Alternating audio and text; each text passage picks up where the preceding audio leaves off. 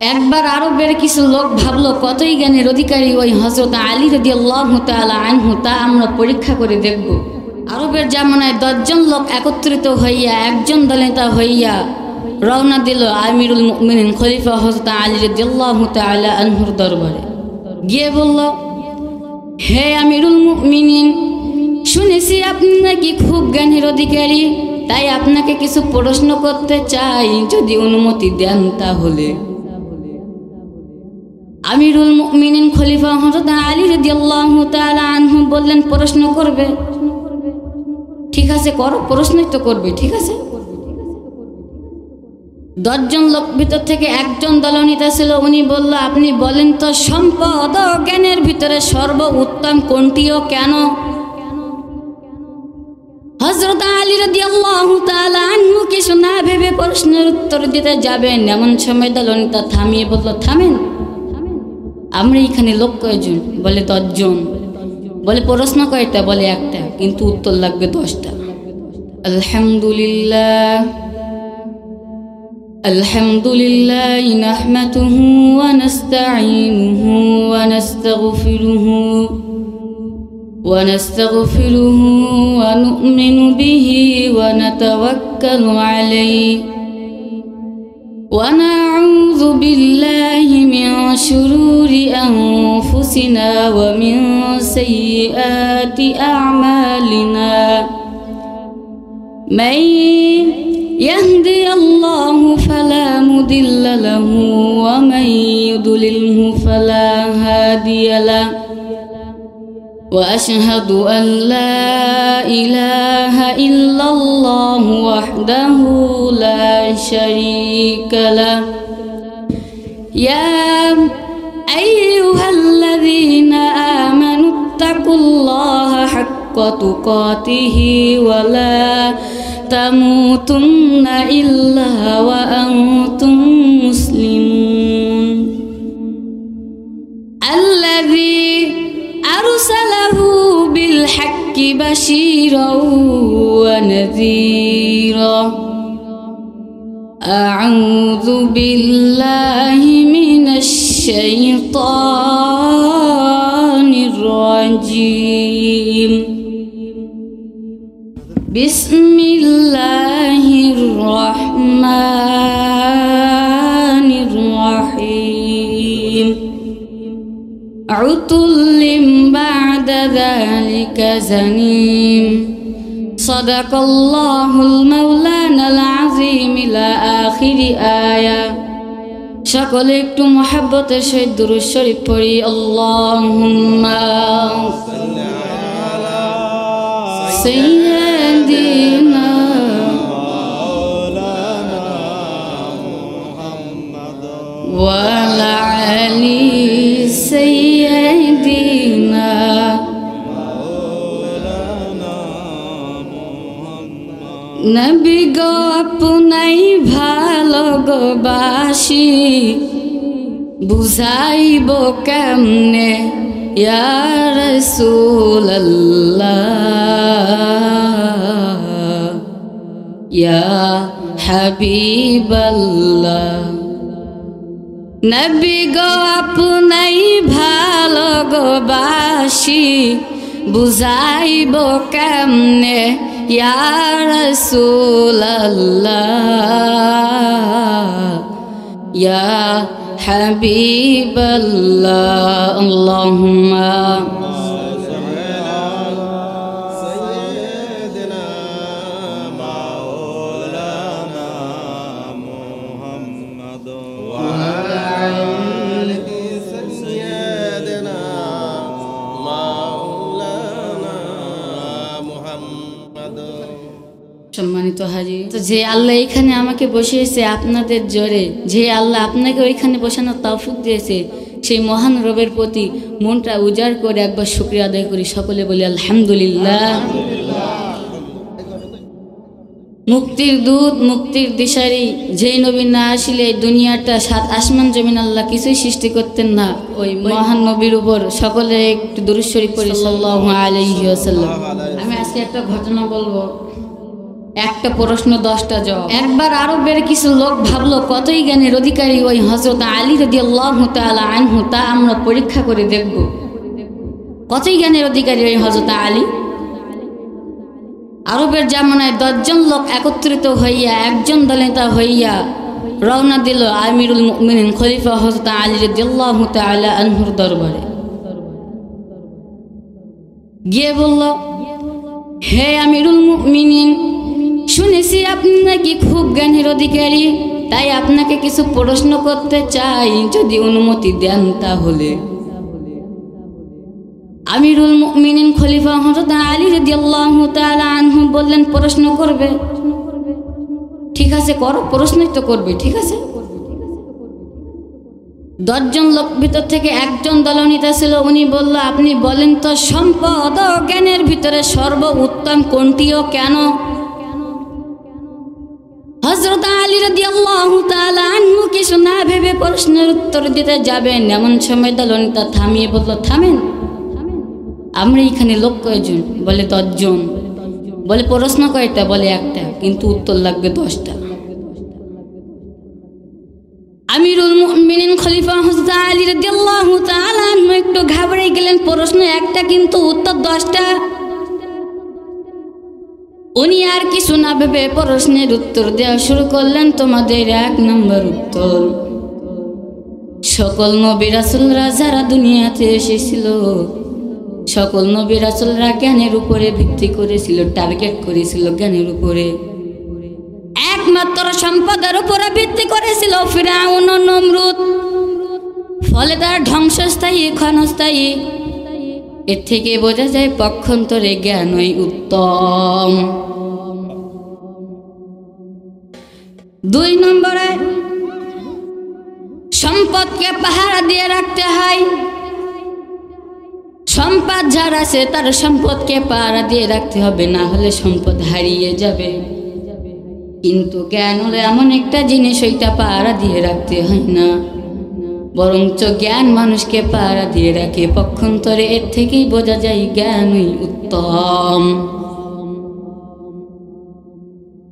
3 নম্বরে, সম্পদ এমন একটা জিনিস, ওইটা মানুষকে মানুষের সঙ্গে শত্রুতা সৃষ্টি করে।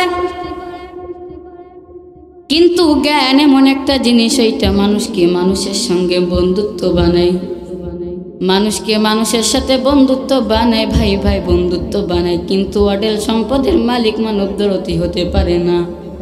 মানুষের সঙ্গে মানুষকে সৃষ্টি করতে পারে হলো সম্পদ। এর থেকে বোঝা যায় সর্বোচ্চ জ্ঞানই উত্তম। 4 নম্বরে, জ্ঞান বিতরণের শেষ হয় না। আপনার কাছে জ্ঞান আছে, আপনি কাউকে দিতে দিতে ওটা শেষ হবে না, বরঞ্চ আয় হবে। আপনার কাছে জ্ঞান আছে, আপনি কাউকে দিয়ে দিলেন, আপনার ওটা শেষ হবে না, আয় হবে। কিন্তু সম্পদ এমন একটা জিনিস, ওইটা কাউকে দিয়ে দিলে দান হয়ে যায়, ধ্বংস হয়ে যায়, আপনার শেষ হয়ে যাবে। সম্পদ কতখানি আছে, আপনি সব দিয়ে দিলে আপনার একদিন শেষ হয়ে যাবে। কিন্তু জ্ঞান এমন একটা জিনিস, ওইটা কাউকে দিয়ে দিলে আপনার আয় হবে, ব্যয় হবে না। এর থেকে বোঝা যায় জ্ঞানই উত্তম। 5 নম্বরে, জ্ঞান থাকে উদার, চাইলে পা দিয়ে দেওয়া যায়। কিন্তু অঢেল সম্পদের মানুষটাকে কৃপণ, সম্পদ মানুষকে কৃপণ বানায়। আপনার কাছে জ্ঞান আছে, একজন মানুষ আপনাকে বলল, ভাই এইটা কি হবে, আপনি সঙ্গে সঙ্গে দিয়ে দিতে পারবেন। কিন্তু একটা লোক এসে বলল, ভাই আমার 1000 টাকা লাগবে, দিতে পারবেন না, কারণ সম্পদ মানুষকে কৃপণ বানায়। জ্ঞান থেকে উদার, চাইলে পারে দিয়ে দেওয়া যায়। এর থেকে বোঝা যায় জ্ঞানই উত্তম। 6 নম্বরে, সম্পদ হারানোর ভয় থাকে, চুরি হয়ে যায়, কেড়ে নিয়ে যাওয়ার ভয় থাকে। আপনি রাস্তা দিয়ে হেঁটে যাবেন, সম্পদ আপনার পকেট থেকে চুরি করে নেবে। কিন্তু জ্ঞান এমন একটা জিনিস, ওইটা হারানোর ভয় থাকে না, চুরি বা কেড়ে নিয়ে যাওয়ার ভয় থাকে না। জ্ঞান থাকে এমন জায়গায়, ওই জ্ঞান মানুষকে পাহারা দিয়ে রাখে।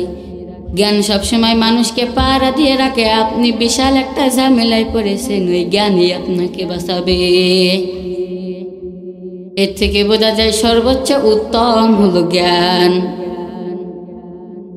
7 নম্বরে, জ্ঞানের কখনো ধ্বংস নেই, তাই তার উপার্জনের পরেও নষ্ট হয় না। জ্ঞান আপনি যত আয় করবেন ওটা আপনার সেইভাবে থেকে যাবে, নষ্ট হবে না। কিন্তু সম্পদ এমন একটা জিনিস, ওইটা যত আয় করেন বিশ্বাস করা যায় ও মুসলমান, ওইটা একদিন শেষ হবে। এর থেকে বোঝা যায় সর্বোচ্চ উত্তম হলো জ্ঞান। 8 নম্বরে, জ্ঞান সব রকম মাপ যুগের বাইরে। জ্ঞান আপনার কাছে আসে কতখানি আপনি কি জানেন? বুদ্ধি আসলে মাথায় অন্যকে দিয়ে যায়, নিজের কাছে রাখা যায়। জ্ঞান এমন একটা জিনিস, ওইটা কতখানি আছে আপনার কাছে আপনি জানেন না। কিন্তু সম্পদ এমন একটা জিনিস, ওটার আকার আয়তন, কত টাকা কামাই করেছেন, কত টাকা ব্যয় করেছেন, সব কিছু ঠিক করা যায়। এর থেকে বোঝা যায় সর্বোচ্চ উত্তম হলো জ্ঞান। 9 নম্বরে, জ্ঞান মানুষকে অহংকারী থেকে দূরে রাখে। জ্ঞান মানুষকে সবসময় মানুষের মনকে উজ্জ্বল করে। কিন্তু আপনার কাছে যদি সম্পদ থাকে আপনি হয়ে যাবেন কুলসিত, হিংসিত, অহংকারী। কারণ আপনার কাছে ধন সম্পদ আছে, ওর কাছে নয়।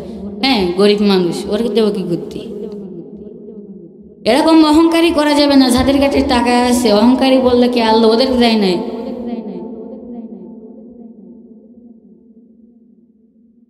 সর্বশেষ উত্তর দিলেন খলিফা হযরত আলী রাদিয়াল্লাহু তাআলা আনহু, জ্ঞানের তুলনায় সম্পদ একেবারেই মূল্যহীন। জ্ঞান মানুষকে মানুষ পার বন্ধু বানাতে পারে। আপনার কাছে জ্ঞান আছে, আপনি গিয়ে পারে একজনের সঙ্গে বন্ধুত্ব করতে পারবেন, কিন্তু অঢেল সম্পদের মালিক হাজারো মানব দরদি হতে পারে না। কিন্তু একটা গরিব মানুষ অন্য মুসলমানকে দেখতে পারে, অন্য মুসলমানদের সঙ্গে ভাই করতে পারে। কিন্তু যাদের সম্পদ আছে ওদের মনটা থাকে কি বোন, ওদের মনটা থাকে কি বোন। ওরা ভাই বানাবে কাকে? কারণ যাকে ভাই বানাবে হোটেলে গিয়ে 10টা টাকা খরচ হয়ে যাবে, এই জন্য ভাই বানাতে ভয় পায়। এর থেকে বোঝা যায় সর্বোত্তম হলো জ্ঞান। আরবের জামানায় ওর 10 জন লোক ছিল হিংসুটি, কিন্তু তারা কখনোই হুজুরদের বিরুদ্ধে কথা বলতো না যে হুজুররা এমন, হুজুররাও এমন। কিন্তু বর্তমান জামানায় এমন একটা জামানা এসে গিয়েছে ভাই, হুজুররা কিছু করলেই দোষ। হুজুর যদি একটু মোটা হয়েছে বলে লোকের বাড়ি খেয়ে খেয়ে হুজুর মোটা হয়েছে। আবার যদি হুজুর চিকন হয় বলে এরা মাদ্রাসায় পড়ে কি করতে, বোর্ডিংয়ে খেয়ে খেয়ে চিকন হয়ে যায়। হুজুর যদি রাস্তা দিয়ে একটু গড় গড় করে হেঁটে গেছে বলে কি হুজুর ভদ্র সম্পর্ক কিচ্ছু নাই। আবার যদি একটু ভদ্রভাবে হেঁটে গেছে বলে ওই দেখো ফেরেশতা দাই। হুজুর যদি মাথার টুপি খুলি থাকে বলে ওই হুজুর মাথায় টুপি পরে না। আবার যদি টুপি পরে এ দলের টুপি চলবে না, ওই দলের টুপি লাগাও। তো আমি আব্দুর রহমান একটা কথা বলতে চাই, ও মুসলমান তুমি যে হুজুরের দড়ি ধরো, ও মুসলমান এই বাংলার জমিনে কুত্তা মরে, ছাগল মরে, হাঁস মরে, বিড়াল মরে, জানাজা হয় না। এই পৃথিবীতে যে হুজুর না থাকতো মুসলমান তোমার মরণটা ওই রকম ছাগল বিড়ালের মতো হইতো, জানাজা হইতো না। তোমার বাপের বিয়েতে যদি এই হুজুর না থাকতো তুমি হইতে যার সন্তান। আর তুমি ধরো হুজুরদের ভুল। কিছুদিন একটা লোক আমার সামনে বলছিল হুজুররা এত খারাপ। ও মুরব্বী তুমি কি ভালো? হুজুররা মানে কাকে বোঝায়? তুমি আমার উস্তাদকে গালি দিচ্ছ, তার উস্তাদকে গালি দিচ্ছ। হুজুররা মানে যারা হুজুর ছিল, যারা হুজুর আছে, তুমি তাদেরকে খারাপ বলছো। আমি একটা সরল উদাহরণ দিই। আমার উস্তাদ মুহতামিম হাফেজ মোহাম্মদ জহিরুল ইসলাম, উনি একজন হুজুর। ওনার একজন হুজুর আছে, তিনিও একজন হুজুর। তার একজন হুজুর আছে, তিনিও একজন হুজুর। এইভাবে কত পীর মাশায়েখ, কত ওলি আল্লাহ, কত আল্লাহর বন্ধু এইভাবে উঠতে উঠতে একেবারে কোথায় যায়? কোথায় যায়? আল্লাহ রাসূল পর্যন্ত যায়। ও মুরব্বী তুমি কেমন নবীর খারাপ বলো?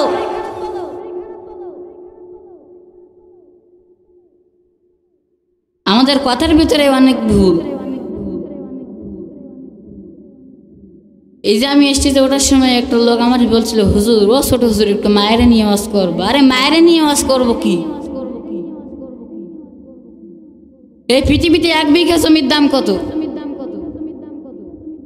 ধরলাম 17 লাখ। পৃথিবীতে কোটি কোটি বিঘা জমি আছে, কোটি কোটি বিঘা। সমস্ত জমি যদি 1000 বার বিক্রি করে দেওয়া হয়, জান্নাতের কি একটা টেবিল কিনতে পারবেন? শত শতবার বিক্রি করলে জান্নাতের কি একটা চেয়ার কিনতে পারবেন? না জানি সেই জান্নাতের টেবিল চেয়ারের কত দাম, আল্লাহ সেই জান্নাতের না জানি কত দাম। সেই জান্নাতের যদি ওই রকম দাম হয়, সেই জান্নাতটা মায়ের পায়ের নিচে আল্লাহ তাআলা সেট করে দিলেন। ও মুসলমান, না জানি ওই মায়ের কত দাম, মায়ের পায়ের কত দাম। সে মায়ের পায়ের যদি ওই রকম দাম হয়, না জানি সেই মায়ের কত দাম।